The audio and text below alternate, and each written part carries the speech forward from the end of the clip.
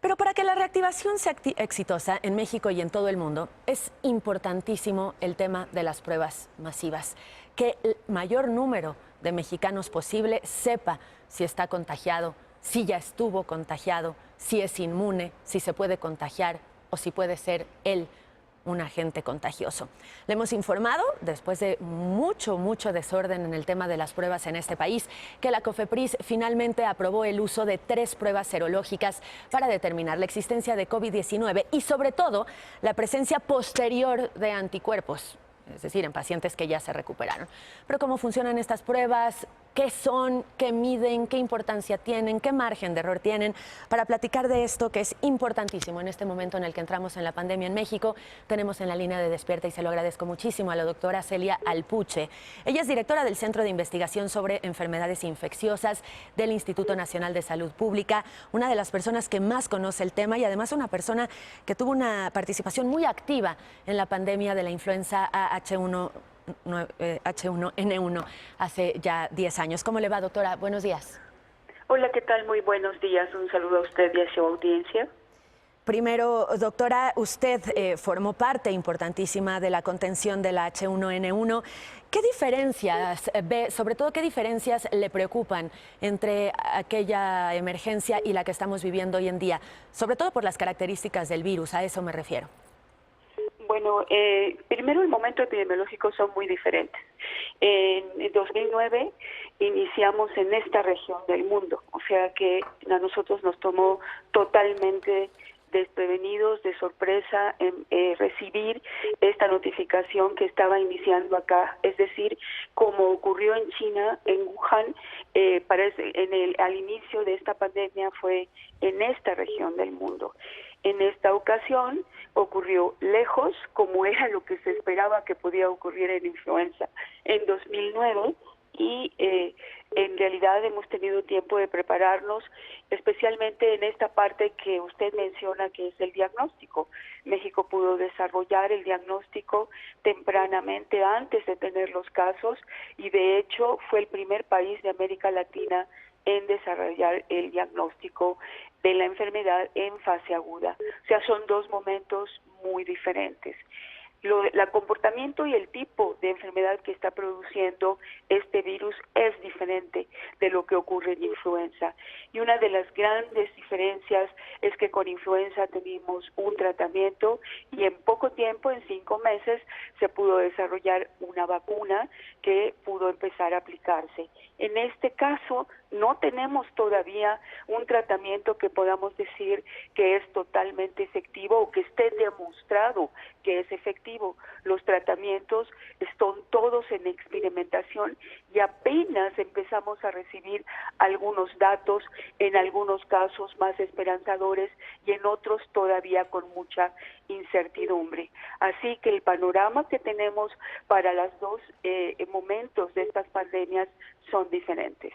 Doctora, buenos días. Las pruebas serológicas que ya empiezan a aplicarse de manera masiva en muchas partes del mundo son pruebas de sangre, pero platíquenos, ¿qué se busca? ¿Qué es lo que sí se puede encontrar? ¿Qué es lo que no? ¿Y con qué grado de efectividad? Lo que buscan estas pruebas serológicas es detectar parte de esta respuesta inmune que está desarrollando el cuerpo de una persona ante la infección por este coronavirus. Los anticuerpos son de diferentes tipos, conocidos como IgM, IgG o IgA, y eso es una parte de esta respuesta. Estos anticuerpos tienen una dinámica de aparición en el cuerpo de las personas una vez que ven al virus de manera diferente. El conocido como de fase aguda que más rápido puede aparecer es el IgM, pero aún cuando es el más rápido para aparecer, realmente empieza a incrementar alrededor de los 5 días después de haber iniciado la infección. Y en este caso de este coronavirus, estos primeros estudios han empezado a demostrar que inclusive puede ser un poquito más tarde, alrededor de 7 a 8 días. La IgG es lo que se conoce más como un anticuerpo de memoria y su aparición es más tardía, de tal manera que se dice que puede empezar a aparecer después de 7 a 8 días, pero los estudios que ya se están reportando sobre este virus, se dice que su mayor presencia es después de 14 días y en alguna proporción no despreciable, incluso después de 21 días es cuando se ve su máxima expresión. La IgA es un anticuerpo que está más relacionado con superficies y en las secreciones, como en las secreciones de la garganta, como en las secreciones intestinales, diferentes, pero también se puede encontrar el suero. Al parecer, este puede aparecer más tempranamente, pero su duración sería más corta que la de las IgG. Doctora, en estas pruebas serológicas es lo que se quiere detectar. Doctora, ¿son efectivas? ¿En qué momento son efectivas? ¿Cuándo su aplicación se convierte en riesgosa? Es decir, porque la gente pudiera pensar que no está contagiada o que sí está contagiada y el resultado sea el contrario. Es decir, ¿qué tan efectivas son o podrían ser en este momento de la pandemia en México? Todavía nos falta conocer mucho de la dinámica de aparición de estos anticuerpos y cuáles van a ser las mejores pruebas para detectarlos. Lo que sí ya hay un consenso general es que no pueden ser utilizadas como diagnóstico de fase aguda, al menos con las pruebas que existen en este momento.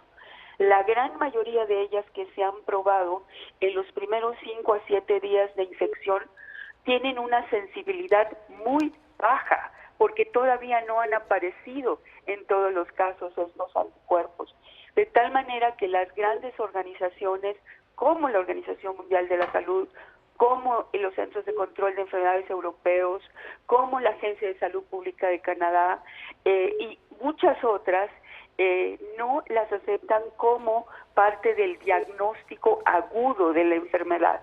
Es decir, las pruebas moleculares siguen siendo el estándar de oro para el diagnóstico de la enfermedad. El mayor valor que se les está dando en este momento es poder detectar anticuerpos para decir si una persona ya estuvo en contacto con este virus, ya sea que tuvo síntomas o que no tuvo síntomas. El problema es que lo que se ha visto es que la sensibilidad ya hay muchas ofertas comerciales, muchas, que la mayor sensibilidad de estas pruebas, es decir, la capacidad de detectar positividad de presencia de estos anticuerpos es después de 14 días y mucho más después de 21 Oiga, doctora, días. ¿usted la recomendaría, usted como experta en este tema, la recomendaría en este momento en México? ¿Es una alternativa real, viable? Lo que puedo decirle es que los que han utilizado algunas de estas pruebas en lo que se llama encuestas de seroprevalencia a población, para poder ver cuánto de la población se ha infectado, como es el caso de España, que ha liberado los datos preliminares de sus encuestas a nivel nacional, por ejemplo, nos han dado un global de 5% de la población nada más con presencia de estos anticuerpos positivos. Y en algunas áreas donde la transmisión fue muy elevada, llegó al 13 o 15%. Es decir, hay inclusive personas que todavía no se sabe bien cuál es la proporción, que pudieran haber estado en contacto con la enfermedad y les hacen la prueba y no salen positivas. Y también se ha visto que algunas de estas pueden tener lo que se llama reacción cruzada, es decir, darte una positividad y no necesariamente significa que estuviste en contacto. O sea, falta todavía afinar más lo que realmente significan estas pruebas y cómo se utilizan. Al parecer, la mayor utilidad es en estas encuestas para a nivel poblacional con diseños bien hechos, poblacionales, para medir más la extensión que se ha tenido en las poblaciones de esta enfermedad. Ahora, doctora, usted misma decía hace unos instantes que hay una oferta brutal de estas pruebas rápidas a las que les llaman por redes sociales, por mensajería en el celular, uno puede conseguir una prueba. Yo misma ayer hice el experimento y en cuestión de horas pude conseguir una de estas pruebas. Entonces le tengo muchas preguntas al respecto. Esta es una de las pruebas que prácticamente llegan a casa. ¿Cuáles son las que la gente debe de comprar o en las que la gente debe de confiar? ¿Quién puede vender estas pruebas y quién no puede vender estas pruebas? ¿Qué dice en una prueba que está aprobada o que sirve?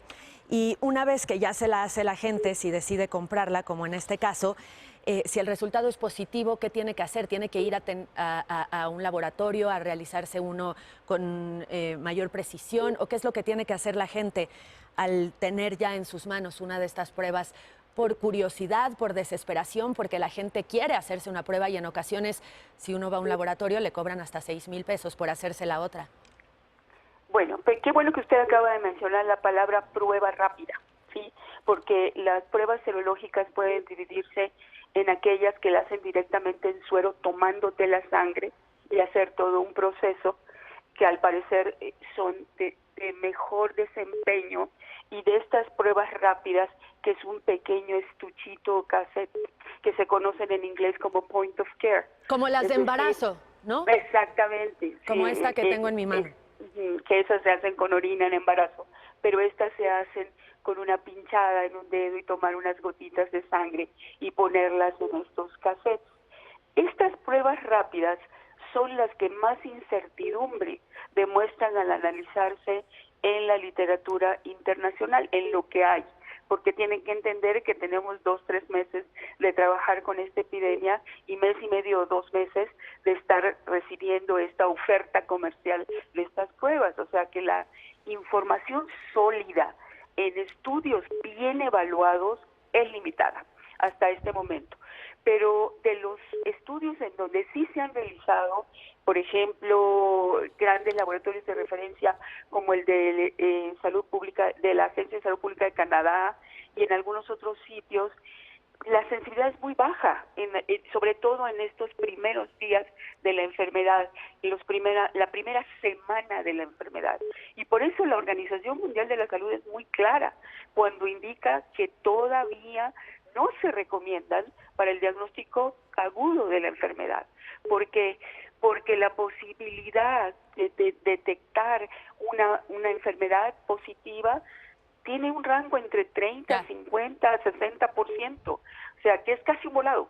Él te puede decir que no la tienes y realmente sí la tienes. Parece que es mejor cuando te dice que es positiva, tiene más probabilidad de que sí sea positiva, y tienes que guardar las mismas medidas que nos han dado. Si estás sin síntomas, si eres leve, quedarte en casa, cuarentenarte, seguir todas las medidas que nos han dicho. Pero si es negativa, no significa que no lo tengas, ¿sí? Y ese es el problema por la cual no se están recomendando para diagnóstico de fase aguda. Bueno, entonces digamos que estas pruebas que yo tengo en mi mano, que se venden por todas partes en este país, se deben de tomar con mucha precaución. Ese es el mensaje. Una se los puede hacer, pero definitivamente no son determinantes para ni las decisiones que la persona toma en cuanto a confinamiento, ni para regresar al trabajo, ni para decidir que ya no puede ni ser contagiado ni contagiar, ¿cierto? Ese es exactamente el mensaje. Lo ha dicho usted muy bien. Muy bien, doctora, pues le agradecemos mucho que nos haya tomado la llamada esta mañana. Ya la estaremos molestando conforme vayamos llegando a otras fases de la epidemia y sobre todo de la reactivación para hablar de esto de las pruebas que tanta polémica ha ocasionado en nuestro país. Gracias, doctora. Para servirles. Muy buenos días. El resumen.